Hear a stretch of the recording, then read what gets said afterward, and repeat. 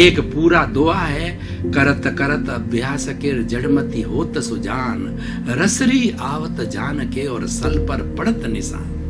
ये दुआ इस प्रकार बना कि पुराने जमाने के अंदर कुएं बहुत गहरे होते थे और पुराने जमाने में ये मशीनरी पंप वगैरह नहीं थे।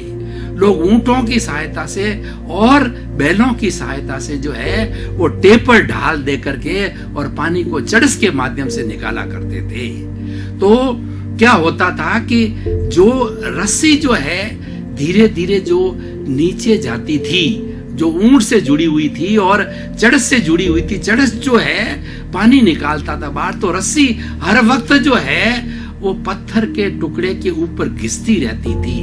तो घिसते रहने से क्या होता था कि बार बार जब चड़स से पानी निकाला जाता था तो वह जो है वो सिला है उसके अंदर जो है सल पड़ जाता था, उसके अंदर छेद हो जाता था, उसके अंदर जो है एक धार पड़ जाती थी।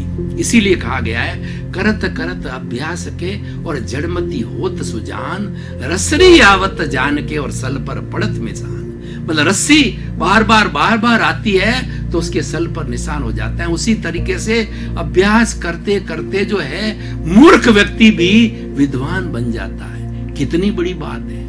मूर्ख व्यक्ति को विद्वान बनाने के लिए उसको अभ्यास कराया जाता है और अभ्यास करने से वो व्यक्ति विद्वान बन जाता है। हमारी भारतीय संस्कृति के अंदर एक व्यवस्था दी गई है पुरुषार्थ की, जिसको पुरुषार्थ चतुष्टय कहा जाता है कि काम, अर्थ, धर्म और मोक्ष।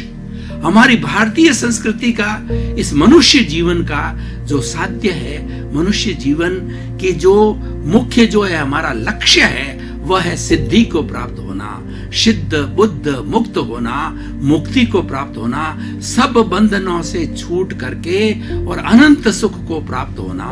अभी हमें जो सुख आते हैं, एक सुख के बाद दूसरा दुख आता है, फिर सुख आता है, फिर दुख आता है। ये सुख दुख की चेन जैसे धूप छांव आती है, ये चेन चलती रहती है। लेकिन इस चेन से क्या होगा? हमें तो एक जो है वो शाश्वत सुख चाहिए। तो उसके लिए चार व्यवस्थाएं बनाई गई है कि काम मनुष्य के शरीर की आवश्यकता है, उस काम की पूर्ति के लिए हमारी भारतीय संस्कृति के अंदर विवाह सिस्टम लगाया गया। और अर्थ के माध्यम से हमारा परिवार का काम चलता है, देश का काम चलता है, राज्य का काम चलता है, समाज का काम चलता है। अर्थ एक साधन है। और तीसरा धर्म। अब ये अर्थ और जो है वो काम, ये दोनों जीवन की आवश्यकता है। अब हम आगे कैसे बढ़े, हम मुक्ति की ओर कैसे जाएं? तो दोनों के बीच के अंदर ब्रिज आता है धर्म। आत्मशुद्धि साधनम धर्म। धर्म एक ऐसा साधन है जिससे मुक्ति को प्राप्त कर सकते हैं। व्यक्ति ग्रस्त में रह करके काम और अर्थ का सेवन करके वो धर्म की शरण में जाता है। धम्मम शरणम गच्छामि। जो धर्म की शरण में जाता है उसकी सद्गति हो जाती है, वो मुक्ति को प्राप्त कर लेता है। तो हमारा विषय पुरुषार्थ का है। पुरुषार्थ का मतलब एफर्ट्स करते रहना चाहिए। और पुरुषार्थ के लिए कहा गया है कि आज हम जो कुछ खा रहे हैं, आज हम जो कुछ भोग रहे हैं, अच्छा या बुरा, हमारे कल यानी बीते जीवन में जो हमने पुरुषार्थ किया था उसकी परिणति आज हम भुगत रहे हैं, सुख और दुख के रूप के अंदर। और आज हम जो पुरुषार्थ करेंगे उसकी परिणति आने वाला कल, आने वाले जन्म के अंदर मिलेगा। इसीलिए पुरुषार्थ और भाग्य एक सिक्के के पहलू हैं। भाग्य पुरुषार्थ में बदलता है और पुरुषार्थ भाग्य में बदलता है। और जो व्यक्ति के भाग्य उदय होने वाला है, लेकिन भाग्योदय को प्राप्त करने के लिए भी पुरुषार्थ चाहिए।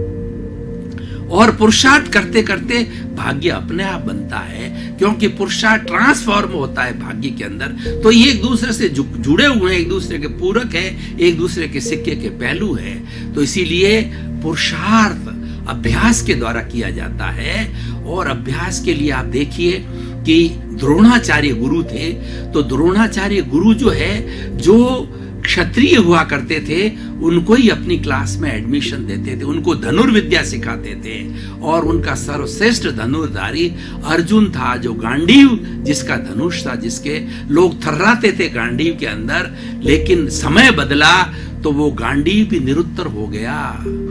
देखिए, तुलसी नर का क्या बड़ा और समय बड़ा बलवान, काबा लूटी गोपियां और वही अर्जुन वही बाण। अर्जुन का गांडीव धनुष अनुज के जो अर्जुन के पास में है, लेकिन उसका समय खराब आया तो उसकी जो प्रिय गोपियां हैं उसको मीणा लोगों ने उसके सामने लूट लिया। गांडीव जो है वो धनुष उसके जो है वो कमर के अंदर कसा हुआ था, क्योंकि समय बड़ा बलवान होता है तो इसलिए समय करवाता है। बीच के अंदर बात आ गई।